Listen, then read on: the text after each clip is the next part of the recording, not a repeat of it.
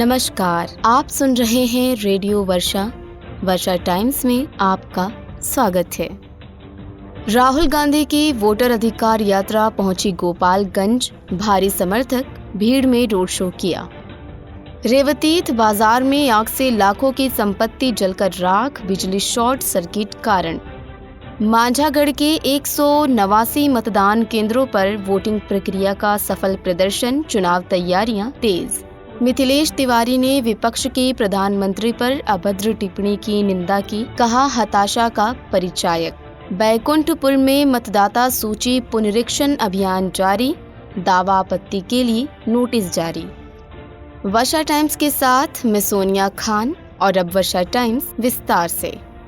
NDA कार्यकर्ता सम्मेलन 7 सितंबर 2025 को कुचायकोट विधानसभा में आयोजित होगा। इस कार्यक्रम में प्रमुख नेता जैसे माननीय मंत्री विजय चौधरी, सतीश चंद्र दुबे, मदन सहनी, श्री कृष्ण नंदन पासवान, वीणा देवी, सांसद राम पुकार सिंह, प्रदेश महासचिव प्रफुल्ल कुमार मांझी सहित कई अन्य नेता भाग लेंगे। सभा की सफलता के लिए विधायक अमरेंद्र कुमार पांडे ने जनता से बड़ी संख्या में उपस्थित होने की अपील की है। इसमें भाजपा जिलाध्यक्ष सुधांशु मिश्रा, भाजपा के कार्यकारी अध्यक्ष दिनेश सिंह, रालोमो जिलाध्यक्ष सुमेर कुशवाहा, भाजपा के जिला और प्रखंड अध्यक्ष और कई अन्य नेता भी मौजूद रहेंगे।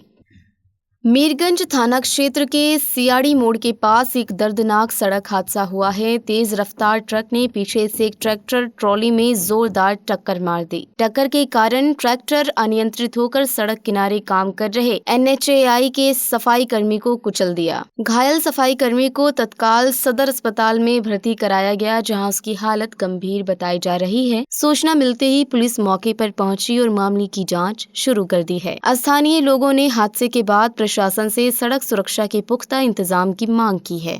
राष्ट्रीय मजदूर कांग्रेस के गोपालगंज जिलाध्यक्ष श्री ताहिर हुसैन ने मजदूरों और छोटे व्यापारियों के हित में कई महत्वपूर्ण मांगे उठाई हैं। उन्होंने लोकसभा में प्रतिपक्ष के नेता सांसद राहुल गांधी को एक मांग पत्र सौंपकर इन मुद्दों को कांग्रेस के आगामी चुनावी घोषणा पत्र में शामिल करने की अपील की है। बिहार के चीनी मिल मजदूरों को मध्य प्रदेश की तर्ज पर 42,000 मासिक वेतन दिया जाए। आंगनबाड़ी सेविका और सहायिका को सरकारी कर्मचारी का दर्जा मिले। फुटपाथ दुकानदारों के बच्चों को मुफ्त शिक्षा की सुविधा दी जाए। सासा मूसा की बंद चीनी मिलों को दोबारा चालू किया जाए। मिलों के मजदूरों और किसानों की बकाया राशि जल्द दिलाई जाए। श्री ताहिर हुसैन ने कहा कि इन मांगों को पूरा कर ही मजदूरों और गरीब वर्ग को वास्तविक न्याय और सम्मान मिल सकता है।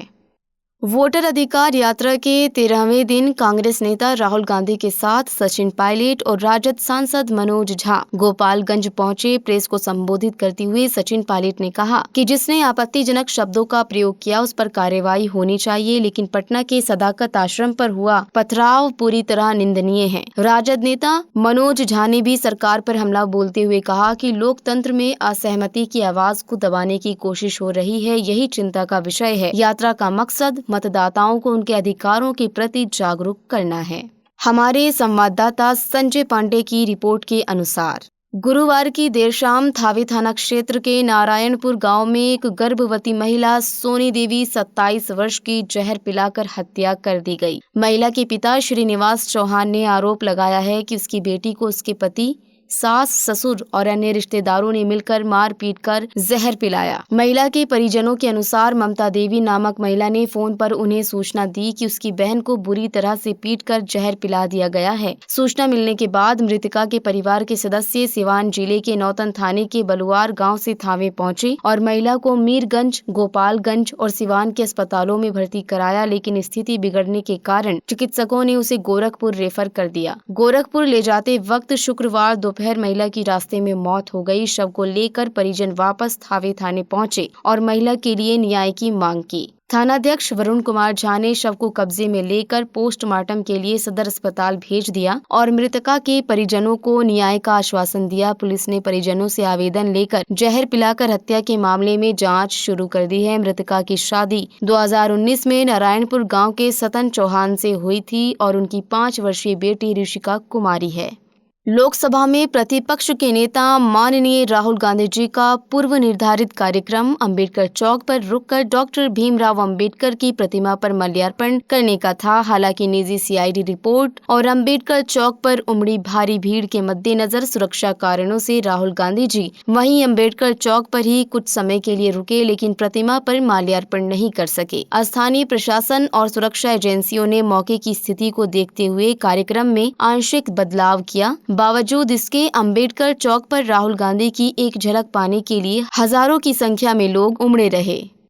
हमारे संवाददाता सत्य प्रकाश की रिपोर्ट के अनुसार राहुल गांधी की वोटर अधिकार यात्रा आज गोपालगंज पहुंची और उनके साथ उमड़ी भारी संख्या में समर्थकों की भीड़ ने इस यात्रा को और भी जबरदस्त बना दिया। यात्रा का आज 13वां दिन था और यह बिहार के राजनीतिक माहौल को गर्म कर रही है। यात्रा के दौरान गांधी कॉलेज ग्राउंड कैंप कार्यालय में आयोजित संवाददाता सम्मेलन में राहुल गांधी ने केंद्र सरकार और भाजपा पर जोरदार हमला किया। राहुल गांधी ने कहा कि भाजपा की वोट चोरी की साजिश बिहार में चल रही है, लेकिन बिहार की जनता इसे सफल नहीं होने देगी। उन्होंने स्पष्ट किया कि उनकी पार्टी आरक्षण के 50% की दीवार को चकनाचूर कर समानता का अधिकार हर भारतीय को दिलाएगी। साथ ही उन्होंने चुनाव आयोग की आलोचना करते हुए कहा कि वोट चोरी का खेल तो भाजपा कर रही है और एफिडेविट की मांग हमसे की जा रही है, जो अहम की साजिश है। राहुल गांधी ने बेरोजगारी, महंगाई और बिहार से मजदूरों के पलायन को लेकर भी सरकार की नीतियों की आलोचना की। उन्होंने कहा बिहार में उद्योग धंधे नहीं लग पा रहे हैं क्योंकि यहाँ के लोगों के मतदान के अधिकार को छीनने की साजिश रची जा रही है। यात्रा के दौरान तेजस्वी यादव और दीपांकर भट्टाचार्य के साथ राहुल गांधी ने एक विशाल रोड शो किया, जिसमें सड़क के किनारे भारी संख्या में लोग जुटे थे। उन्होंने कहा मारो और तोड़ो, जितना मारना तोड़ना है, हम सत्य और संविधान की रक्षा करते रहेंगे। यात्रा के दौरान तेजस्वी यादव को हल्की चोट भी लगी जब रोड शो के दौरान गाड़ी का गेट बंद होते समय उनका हाथ दब गया। इसके बावजूद उन्होंने यात्रा जारी रखी और राहुल गांधी के साथ रोड शो में शामिल रहे। इससे पहले बेतिया में यात्रा ने ऐतिहासिक रंग लिया था, जहां राहुल गांधी ने महात्मा गांधी की प्रतिमा पर पुष्प अर्पित किए। गोपालगंज में यात्रा के दौरान महागठबंधन के प्रचार पोस्टरों से डॉक्टर राजेंद्र प्रसाद की प्रतिमा पूरी तरह से ढक दी गई थी, जिससे राहुल गांधी को माल्यार्पण नहीं करना पड़ा और वे सीधे रोड शो में शामिल हो गए। सुरक्षा के लिहाज से यात्रा के दौरान अभूतपूर्व इंतजाम किए गए थे। करीब 400 जवान राहुल गांधी की सुरक्षा में तैनात थे। इसके अलावा यात्रा में 100 घोड़ों का काफिला, हाथी और ऊंट भी शामिल थे, जो कि विपक्ष की आम जनता, किसानों और परंपराओं से जुड़ी पहचान को दर्शाता है। कांग्रेस नेता अभिषेक रंजन ने राहुल गांधी को नीली पगड़ी पहनाकर सम्मानित किया और इस यात्रा ने राजनीतिक संदेश देने का काम किया कि विपक्ष हर वर्ग के साथ है।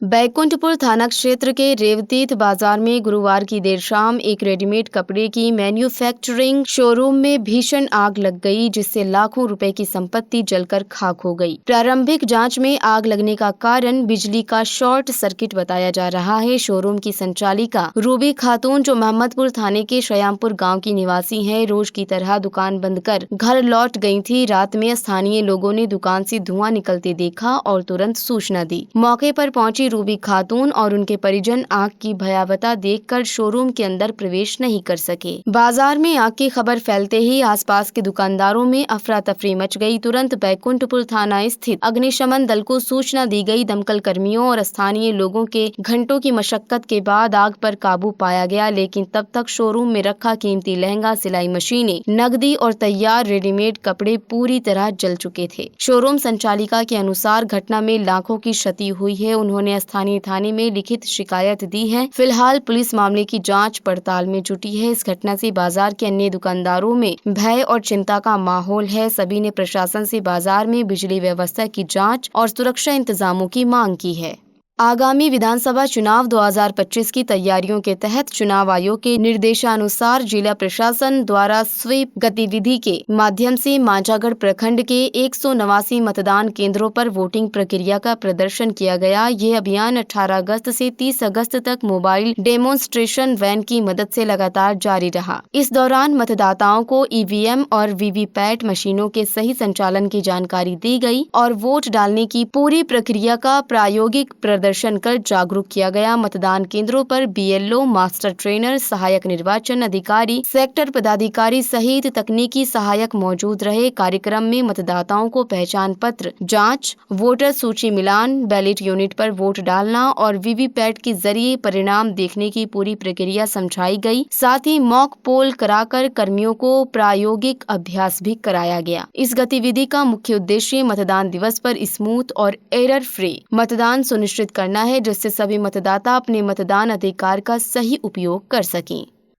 बैकुंठपुर विधानसभा क्षेत्र के पूर्व विधायक मिथिलेश तिवारी ने विपक्ष द्वारा प्रधानमंत्री नरेंद्र मोदी की माताजी के खिलाफ की गई अभद्र टिप्पणी को विपक्ष की हताशा और नकारात्मक मानसिकता का परिचायक बताया। उन्होंने कहा कि आज के दो तथा कथित युवराज जो खुद बेरोजगारी से जूझ रहे हैं, जनता के सवालों का जवाब देने के बजाय गाली गलौज और मारपीट जैसे कृत्यों के माध्यम से समाज में भ्रम फैलाने का प्रयास कर रहे हैं। उनका उद्देश्य केवल वोटों की राजनीति करना है। मिथिलेश तिवारी ने यह भी स्पष्ट किया कि विपक्ष द्वारा फैलाए जा रहे दुष्प्रचार की SIR में दर्ज नाम वोटर लिस्ट से हटाए जाएंगे पूरी तरह गलत और आधारहीन है। बिहार की जागरूक जनता इसे भली भांति समझ रही है और समय आने पर इसका सटीक जवाब देगी। उन्होंने प्रधानमंत्री मोदी के विकास कार्यों की सराहना करते हुए कहा कि विपक्ष के पास ना तो कोई ठोस नीति है और न ही विकास का कोई एजेंडा, इसलिए वे केवल झूठ, भ्रम और अपमान की राजनीति कर रहे हैं। मिथिलेश तिवारी ने भरोसा जताया कि बिहार की जनता मोदी और भाजपा के साथ मजबूती से खड़ी है और गाली गलौज करने वालों को आगामी चुनाव में करारा जवाब देगी। उन्होंने कहा कि बिहार में लोग सदैव सम्मानजनक भाषा का उपयोग करते हैं और देश के सर्वोच्च पद पर आसीन व्यक्ति की मात्र माता पर विपक्ष की निंदनीय टिप्पणी को बिहार की जनता कभी स्वीकार नहीं करेगी।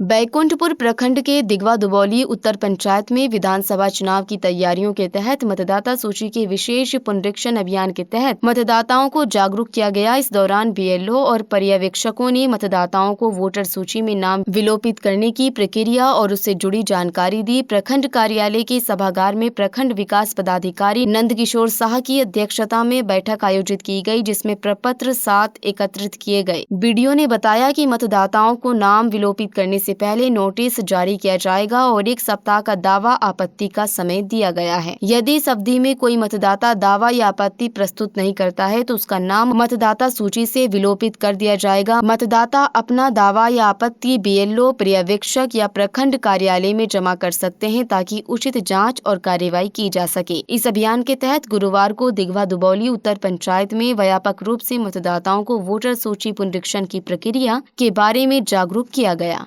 अंत में सुर्खियां एक बार फिर। राहुल गांधी की वोटर अधिकार यात्रा पहुंची गोपालगंज, भारी समर्थक भीड़ में रोड शो किया। रेवतीत बाजार में आग से लाखों की संपत्ति जलकर राख, बिजली शॉर्ट सर्किट कारण। मांझागढ़ के 189 मतदान केंद्रों पर वोटिंग प्रक्रिया का सफल प्रदर्शन, चुनाव तैयारियां तेज।